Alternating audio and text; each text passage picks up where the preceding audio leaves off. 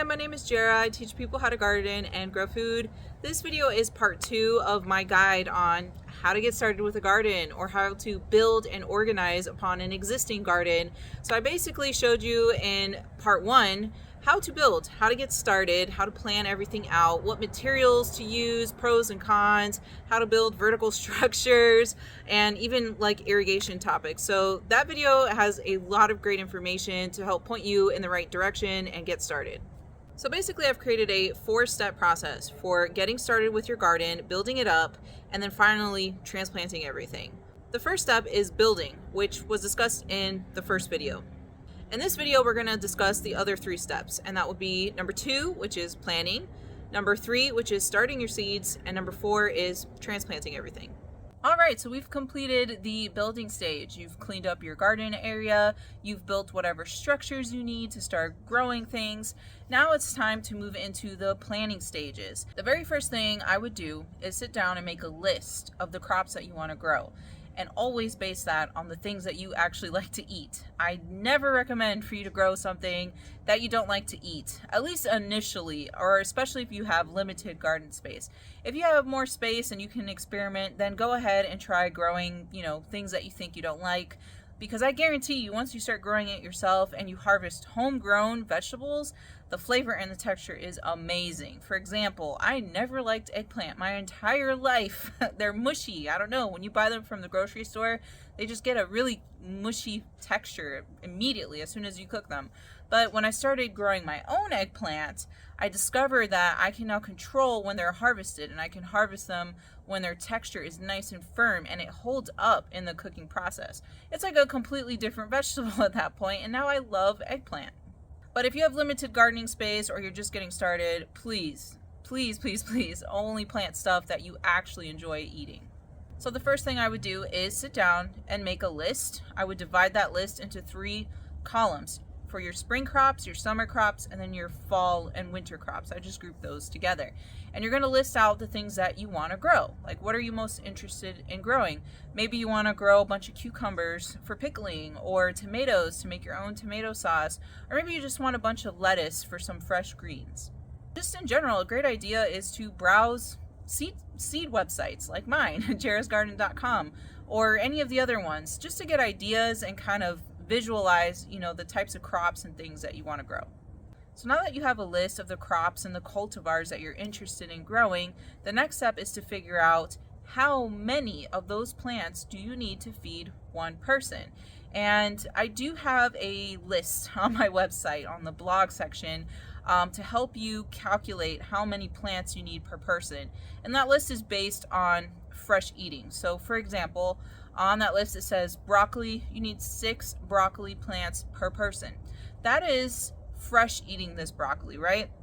So you're growing it, you're harvesting it, and then you're going to eat it within a week or 2. 6 heads of broccoli per person is probably a little more than enough for fresh eating, and just make sure you eat it before it goes bad. But if you decide you want to try like preserving your harvest, like freezing it or canning, then you're going to have to quadruple that number, so you make sure you grow enough volume of that food. And I'll link that list down below in the description. The worst thing is starting a new garden and either not having enough plants to fill your garden space, or maybe you went a little crazy and spent a lot of money on all of these plants and seeds and then you have nowhere to put them. A great way to visualize your garden so that you can move on to the next steps that we'll discuss here is to make a map. This is like a map of every single garden bed I have here in my garden. And this is on graphing paper. And the other benefit is that I kind of use square foot gardening as my guidelines for how many plants I can cram into a 12 inch by 12 inch little square. And so this really helps because it's graph paper and it's already divided into squares. So I like to make a square out of 4 little cubes, and each one of those represents 12 inches by 12 inches. And then I can very easily see how many plants I can fit into each garden bed. I like to highlight the square outer edges of the bed so it makes it pop a little bit better.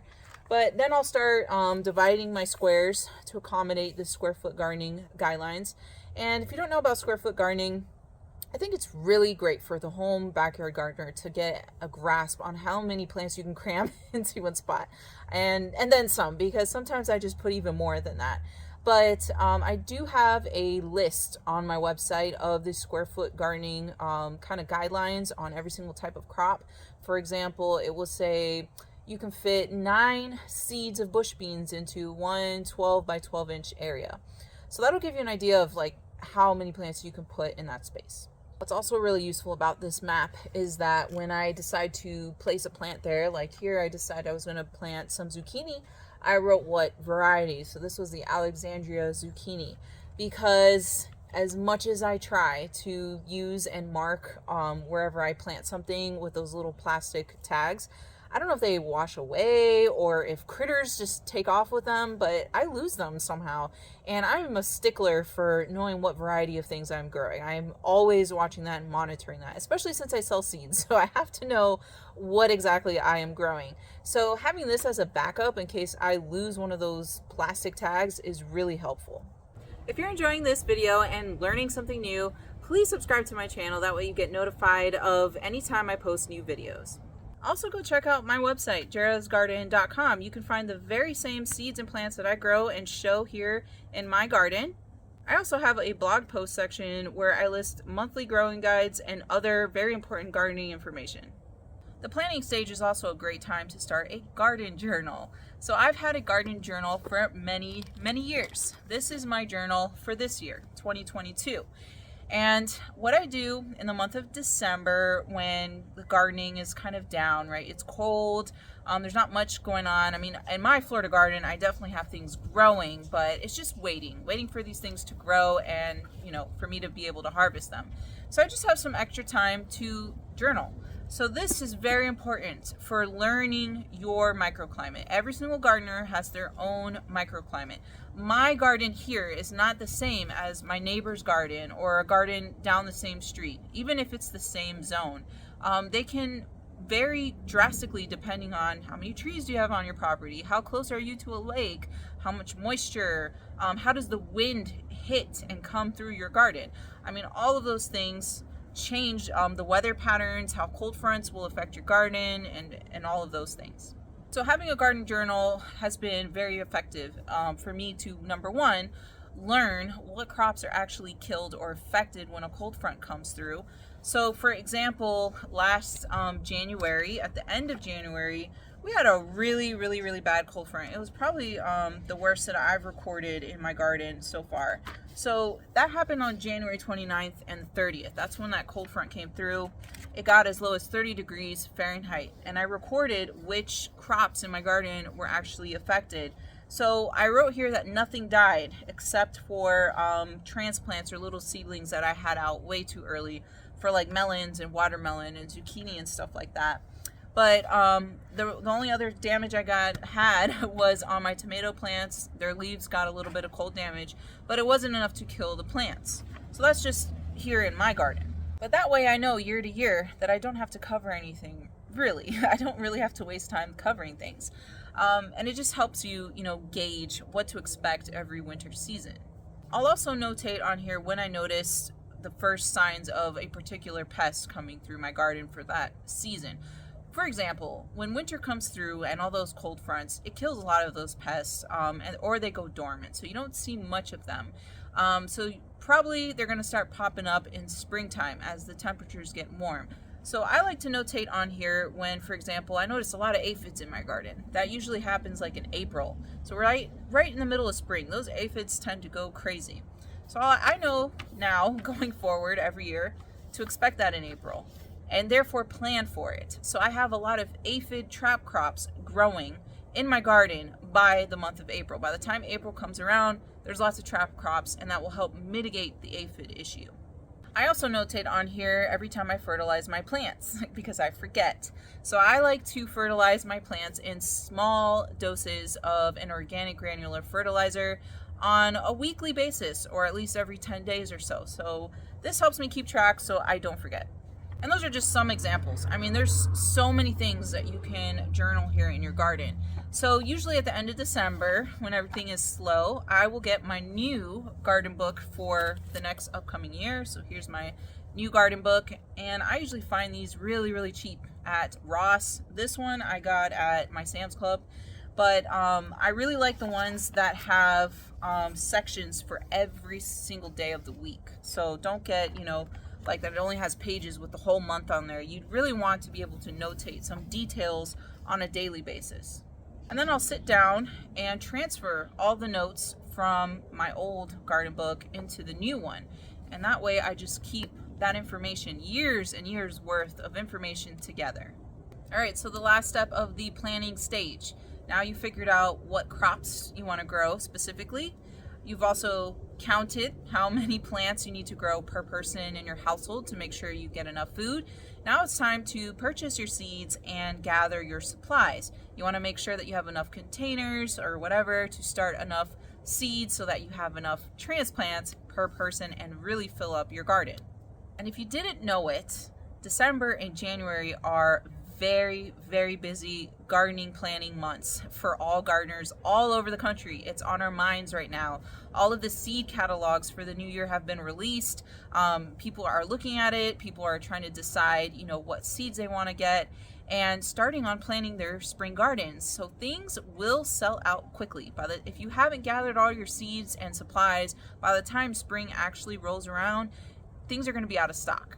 So start gathering all of your supplies as soon as you can.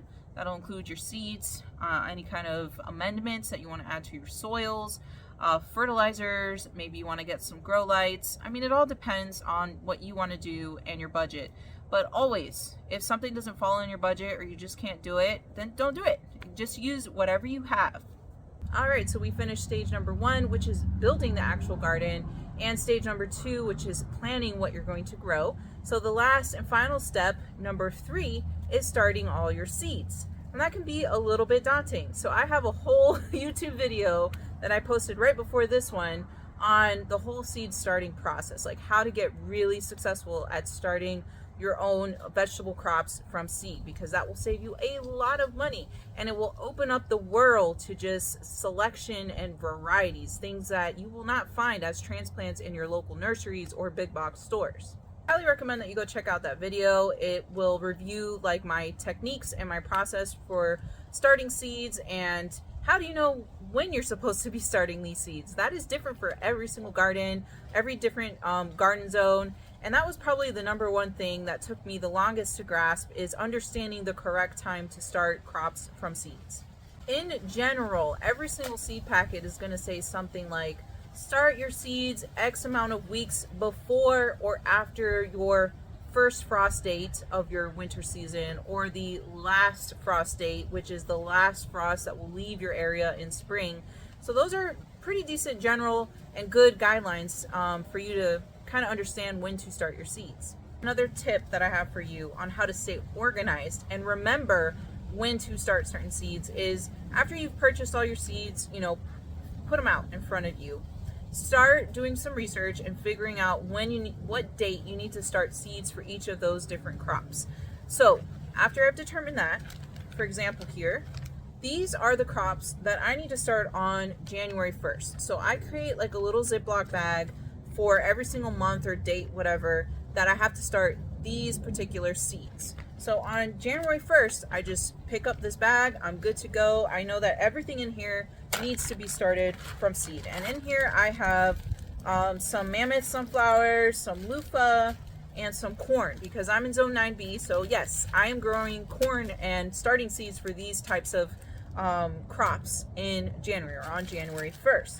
So that way I've already done all of the planning at one time, and I will do this for the whole year. So for every single month that I have to start seeds for something, I will have a baggie and I'll place those seeds in there. And this helps so much because I am a professional seed grower. I grow seeds to sell seeds through my website, and I grow them to start my own plants that I also sell on my website. So I grow hundreds of things. I grow so much, and it's very hard to keep track and remember, oh, did I start seeds for that item or whatever. So being able to have a baggie for each seed starting date is essential. January is a big seed starting month for me, and so is July and August, and again in December. So I don't have a bag for every single month, but just like the key times of the year where I would be starting seeds. All right, so you've started your seeds and they are ready to be transplanted.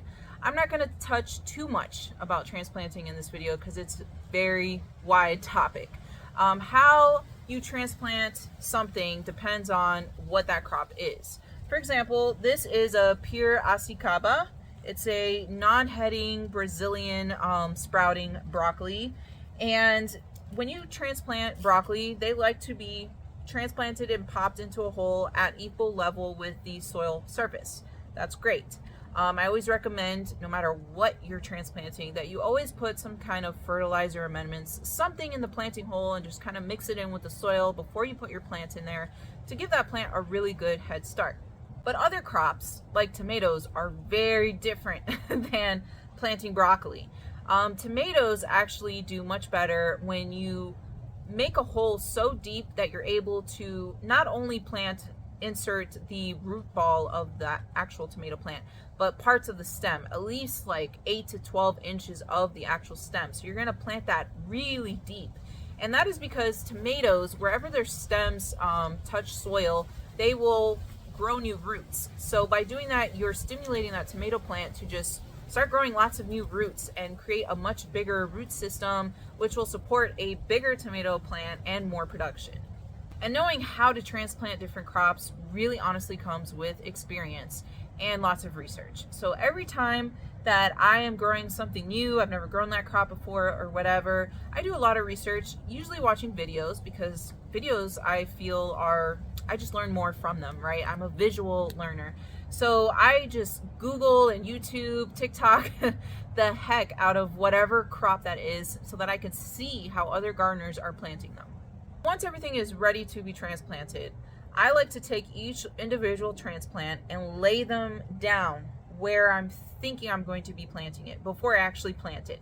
Because sometimes you might make some last minute changes. Maybe while you're looking at this, you're like, you know what? I think that plant would do better in the back because it's a taller growing type of plant. So trust me, I always make changes after I do that. Just kind of laying out all your little transplants and seedlings before you make the final decision of planting it really helps. And my last tip, guys, is do your research. Research. That will definitely help you shorten the learning curve, especially if you're a new gardener. So like I was mentioning, every time I grow a new crop, I am researching it, reading about it, watching a bunch of YouTube videos. I get a really good grasp of the knowledge beforehand that I need to be successful. While you're doing this research and watching the videos and all of that, you're probably going to run into commentary about the pests and diseases that might affect that particular crop. For example, this beautiful pure acicaba, which is part of the brassicas family, it is considered a type of broccoli. They get affected by like these cabbage moth worms a lot. And so as I was watching these videos, I saw what that damage looked like on the leaves of that particular gardener's broccoli. So I already knew when I came out here one day and I saw some damage what it was, even though I have never seen it before or I haven't grown that crop before. So that is very useful. I immediately was able to identify what the pest was and how to treat it. If you need a recap of this video and all of the steps that I mentioned to, start your garden and plan properly, go check out my website. I'm definitely posting a blog post all about this there. So I hope you enjoyed this video. I really tried hard to hit a wide variety of topics. This is stuff that I wish I knew when I was getting started gardening. It would have saved me a ton of time and money. And as always, if you have any questions or need help with anything, please feel free to reach out to me. You can message me. I'm very active on TikTok on a daily basis, so you can message me there, or you can shoot me an email at jarasgarden@gmail.com.